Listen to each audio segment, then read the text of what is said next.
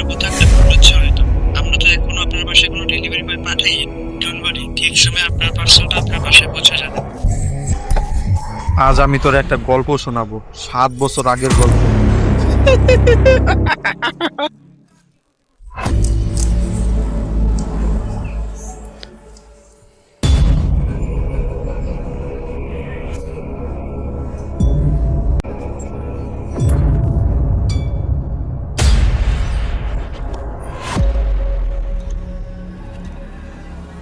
দিল্লি তুই